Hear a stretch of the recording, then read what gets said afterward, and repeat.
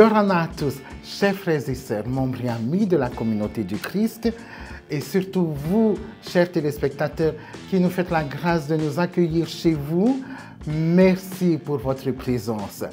Recevez les salutations de la direction du centre de mission, mais aussi de tous les membres de la communauté du Christ. Alors, tout de suite, je vous invite à prendre connaissance des paramètres de notre émission du jour.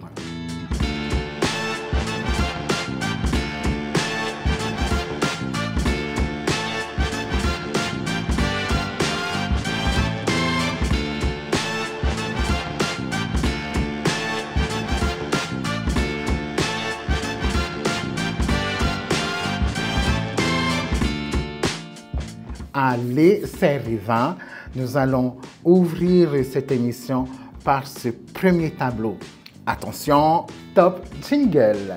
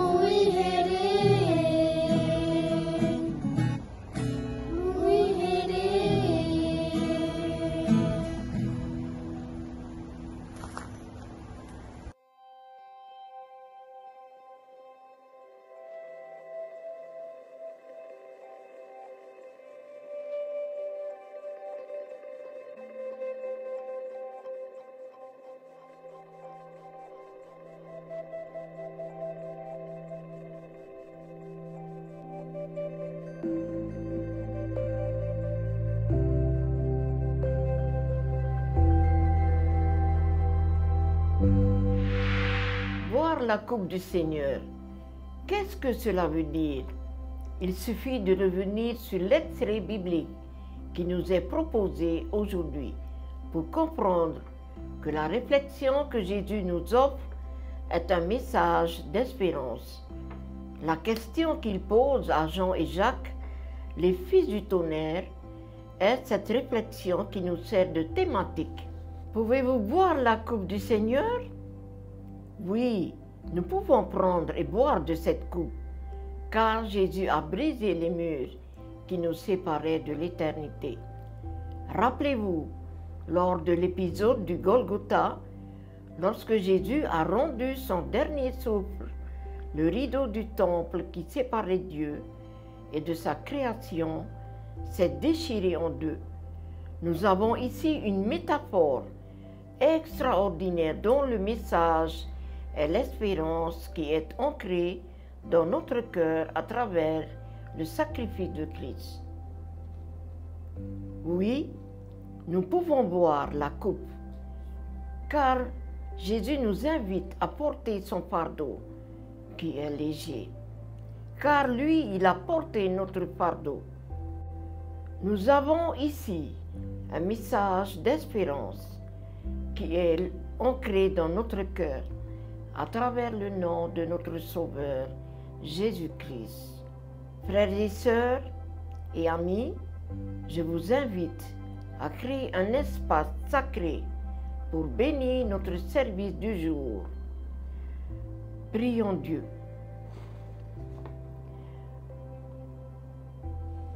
Notre Père qui est aux cieux, que ton nom soit sanctifié. Oui, nous voulons que ton règne vienne et s'établisse sur la terre, mais aussi au cœur de notre être. Permets-nous aujourd'hui de boire le nectar de ta précieuse présence. Père éternel, c'est avec humilité que nous te demandons de bien vouloir bénir toutes les personnes qui assistent à ce service et qui essayent de te chercher et de te trouver là où tu es. Car c'est en buvant de cette coupe que toutes les cécités peuvent guérir. Père, à toi appartient le règne, la puissance, la gloire des siècles aux siècles. Au nom de ton Fils. Amen.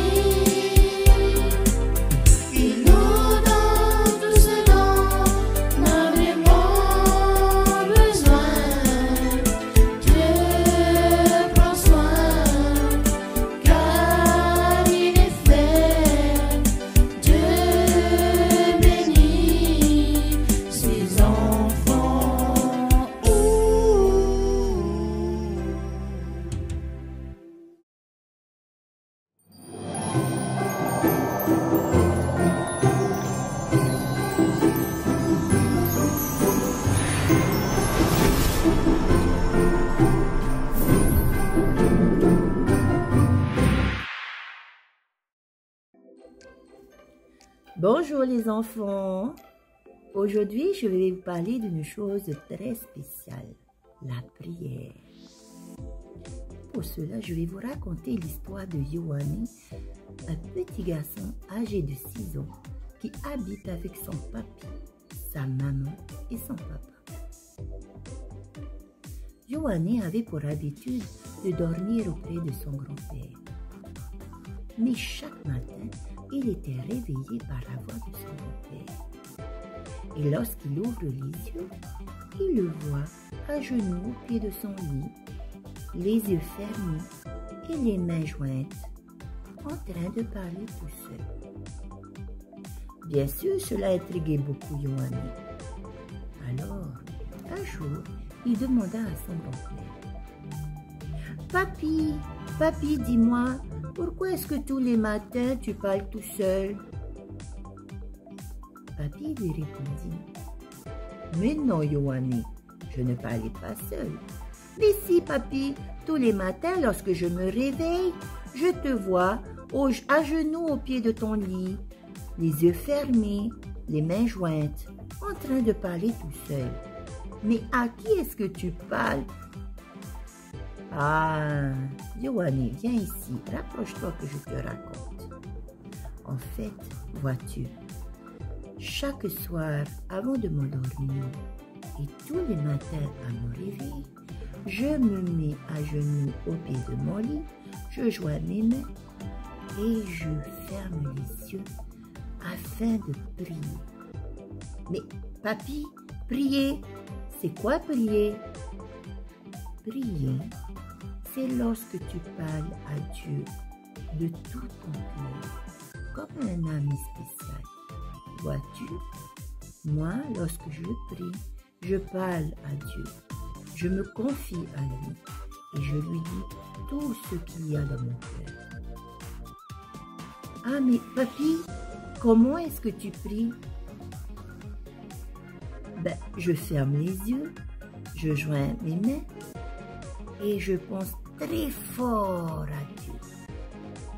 Et je lui dis, merci Seigneur pour mes amis, merci Seigneur pour ma famille, merci Seigneur pour tout ce que j'aime. Et si tu ne sais pas quoi dire, tu peux tout simplement lui dire, merci Seigneur pour tout ce que tu fais pour moi. Vois-tu, Yohani, prier, c'est parler à Dieu comme tu parles à un ami très spécial, où tu peux tout lui raconter, même lorsque tu es triste, lorsque tu es heureux, lorsque tu es en colère ou lorsque tu as peur. Tu peux tout lui raconter, car Dieu aime nous écouter. Ah, grand-père, mais quand est-ce que je peux prier alors? Ah, Yohani, c'est une bonne question. Tu peux prier à n'importe quel moment. Avant de dormir, à ton réveil, lorsque tu es en train de jouer, ou même lorsque tu es tranquille. Oh, mes grands-pères, est-ce que tu peux m'apprendre à prier dans ces cas-là? Ah oui, Yohani, je peux te l'apprendre.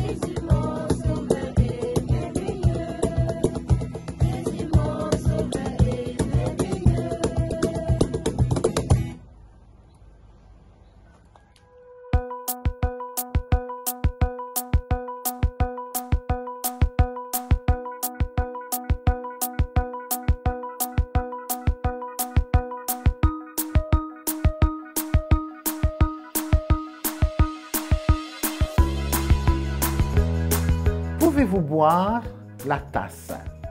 Tel est l'intitulé de notre thématique.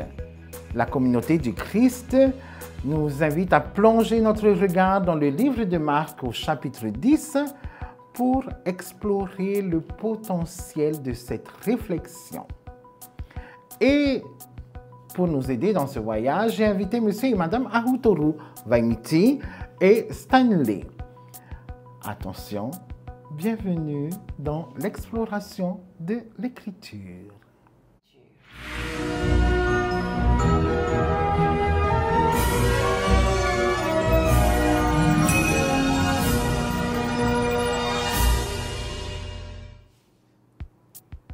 Vaimiti et Stanley, avant tout, bonjour et merci pour votre réponse positive.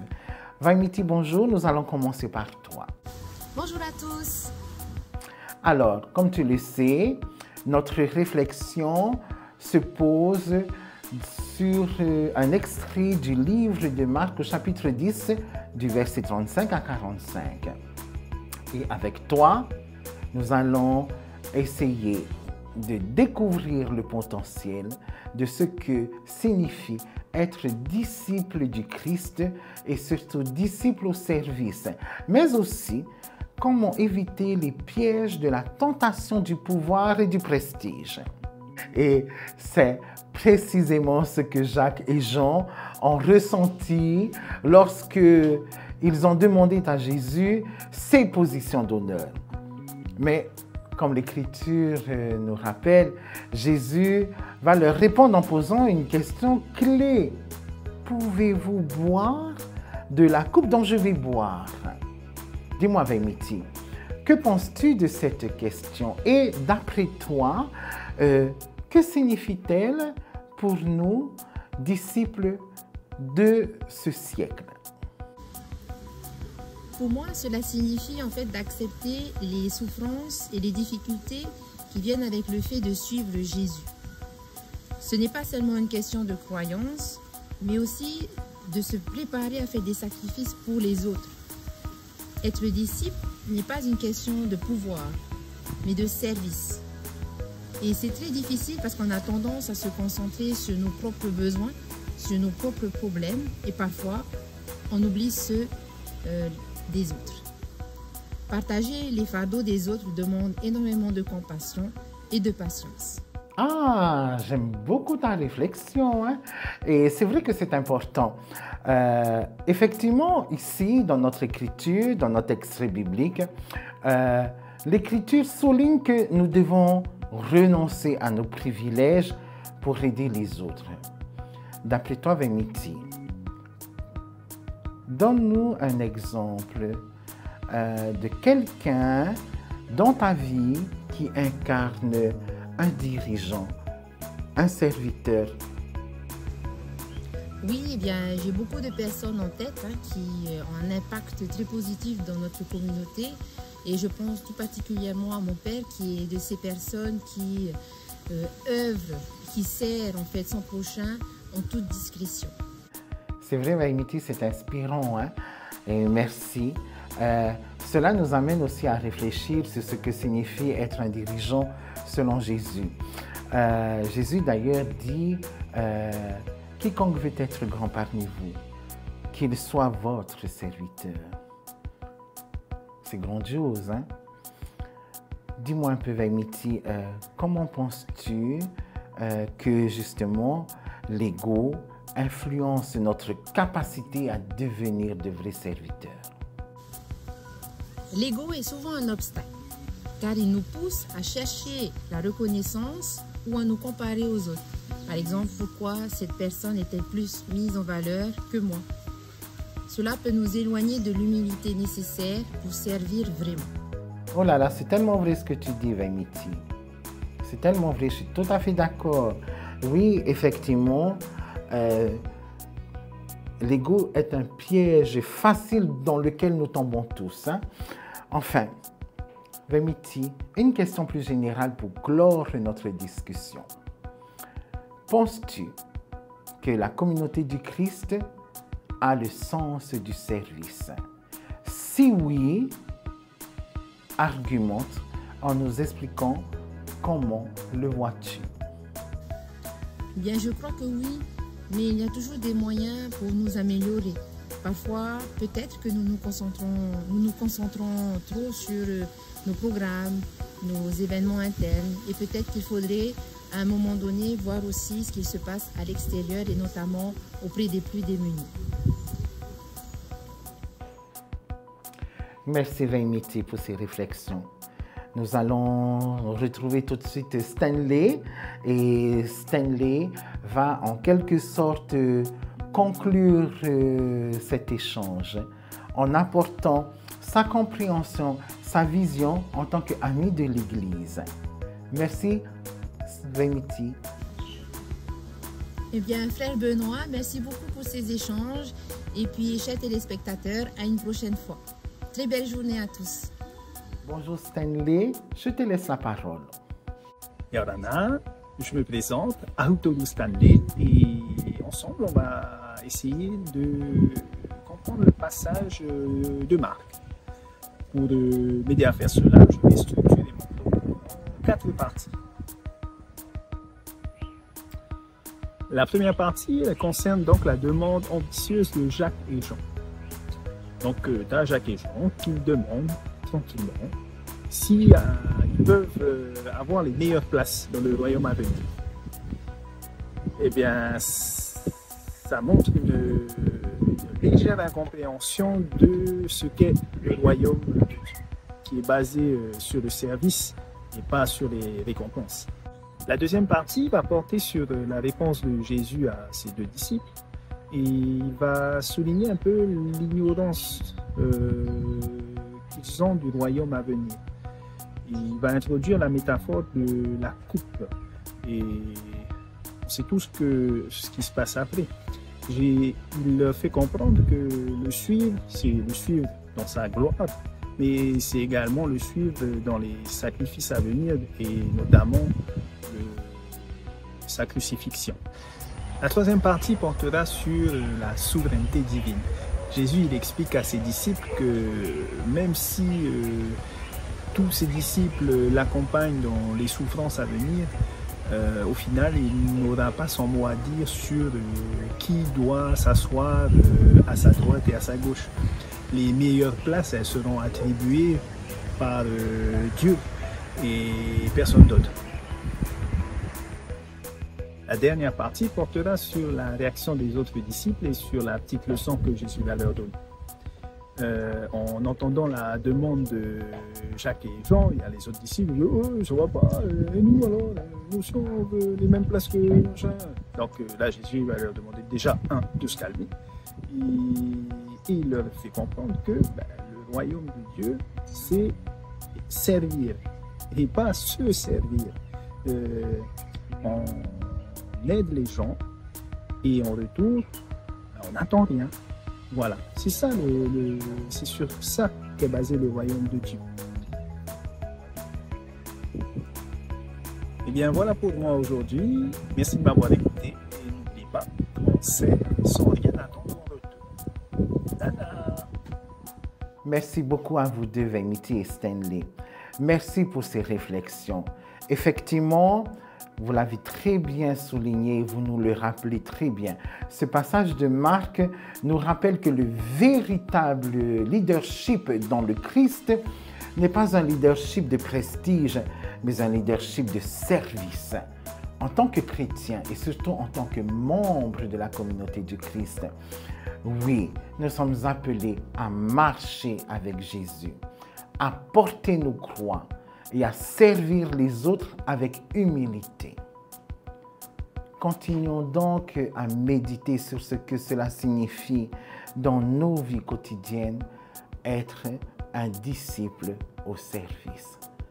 Merci à tous les deux. C'était notre exploration de l'Écriture.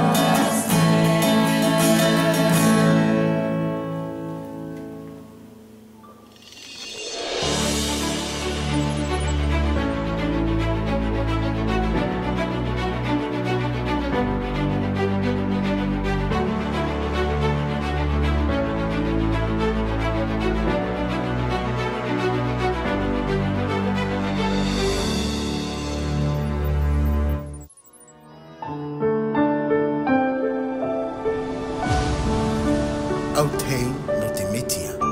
Notre message évangélique sera offert par notre frère Charles Bellé. Bonne écoute à tous.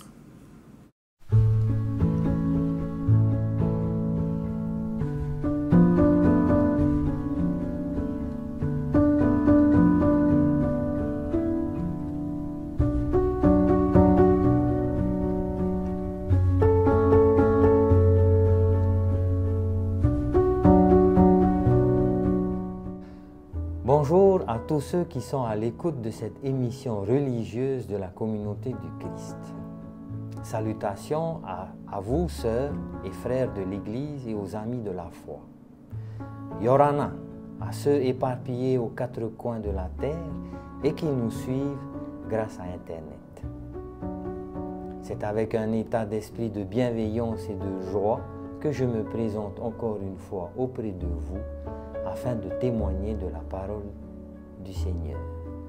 Cette parole de lumière, de pardon, de miséricorde, de compassion, de vérité, de justice et de libération. Nous aurons pour ce moment de partage la présence de l'apôtre Marc pour nous accompagner dans les Écritures suivantes. Marc chapitre 10, versets 35 à 45 et avec pour thème « Pouvez-vous boire la tasse ?» Les Écritures du verset 35 à 45 nous présentent la demande de Jacques et Jean à Jésus pour être à ses côtés lors de son règne de gloire. Versets 35 à 37. Puis Jésus informe à ses disciples les conditions pour pouvoir être auprès de lui. Boire la coupe de douleur et recevoir le baptême de souffrance. Verset 38. Jésus renchérit ensuite en précisant que seul Dieu, le Père, sait quelle est la place de chacun. Verset 40. Enfin, Jésus donne encore des conditions pour figurer près de lui. Si l'un de vous veut être grand, il doit être votre serviteur. Verset 43. Si l'un de vous veut être le premier, il doit être l'esclave des autres. Verset 43. Et pour terminer, le Fils de l'homme n'est pas venu pour se faire servir, mais pour servir et donner sa vie pour la libération de beaucoup d'hommes. Verset 45. Quelle est donc cette place préparée par Dieu pour ceux qu'il aura choisis? Quelles sont donc ces conditions particulières que Jésus a présentées à ses disciples? Voyons une par une ces conditions. Servir et donner sa vie pour la libération de beaucoup d'hommes. Si l'un de vous veut être le premier, il doit être l'esclave de tous. Si l'un de vous veut être le plus grand, il doit être votre serviteur. Boire une coupe de douleur, recevoir un baptême de souffrance. Voilà vraiment quelque chose de nouveau. On nous parlait du baptême d'eau, du baptême de feu, et maintenant on nous présente le baptême de souffrance. Ce qui est certain par rapport à ces conditions, c'est qu'il n'y a pas de place pour l'orgueil, pour l'égoïsme, pour la fierté et pour l'individualisme. Ce qui nous intéresse aujourd'hui, c'est boire une coupe de douleur. Le thème étant « Pouvez-vous boire la tasse ?» C'est l'une des conditions pour demeurer auprès de Jésus lors de son règne. Boire une coupe de douleur ou boire la tasse. J'ai pratiqué durant un certain nombre d'années le bodyboard, un sport de glisse avec des palmes, et je me débrouillais assez bien. Aussi, je peux affirmer et témoigner que j'ai beaucoup de fois bu la tasse. C'est un moment très désagréable qui pousse le surfeur à vomir l'eau de mer bue. Boire la tasse, c'est avaler de manière brutale une quantité d'eau à la limite de la noyade et qui entraîne une envie forte de recracher et de vomir cette eau. C'est assez douloureux car on a l'impression que tout notre estomac va sortir et on prend un petit moment pour se reprendre. On peut comprendre la douleur physique, mais comment saisir le sens spirituel de boire la tasse? Le thème d'aujourd'hui est la suite, la continuité du thème de dimanche dernier, le discipulat audacieux. Et nous comprenons un peu mieux pourquoi nous devons être courageux et audacieux pour faire partie des disciples du Christ. Ce qui nous est demandé en effet, c'est de supporter et surmonter la douleur et la souffrance. Et pour cela, le Christ a montré et enseigné les moyens dont nous disposons pour arriver à traverser ces difficultés, afin de servir et libérer les hommes. Il ne tient qu'à nous aujourd'hui à répondre à notre service. Chère communauté du Christ, peuple prophétique, notre Seigneur le Christ nous attend. Levons-nous, œuvrons et servons comme le Maître, car la mission du Christ est notre mission. Amen.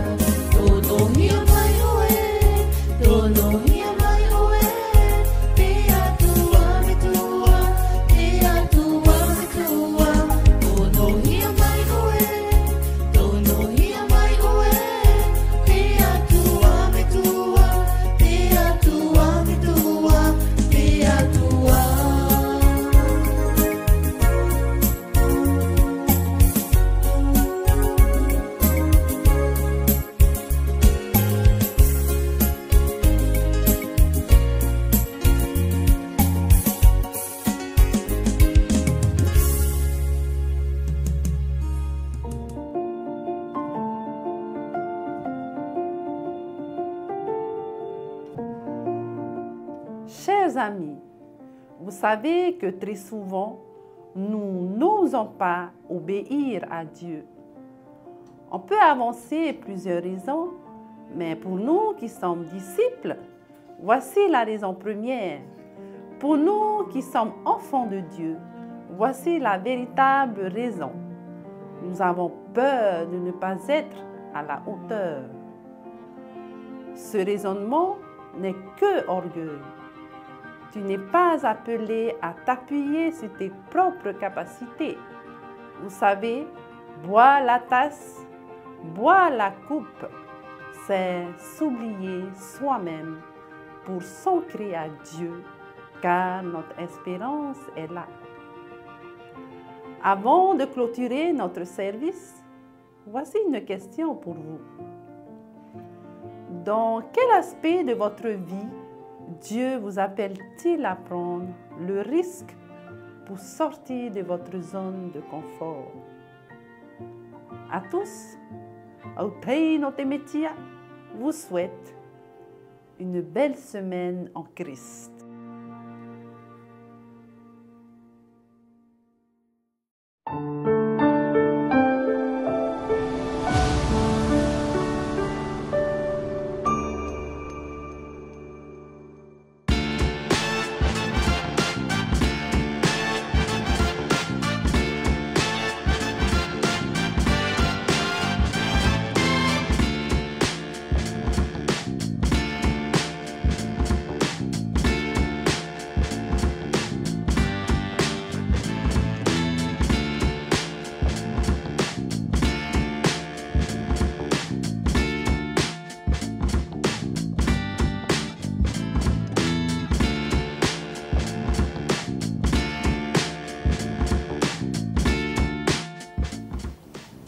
Et voilà les amis, c'est tout pour aujourd'hui. Je vous remercie pour votre présence. Prenez soin de vous et n'oubliez pas, Jésus appelle à quelque chose de plus grand, de plus profond. Il nous appelle à un service humble, à un amour désintéressé, à une obéissance totale à la volonté de Dieu, même si cela implique des sacrifices. À très bientôt et belle semaine en Christ.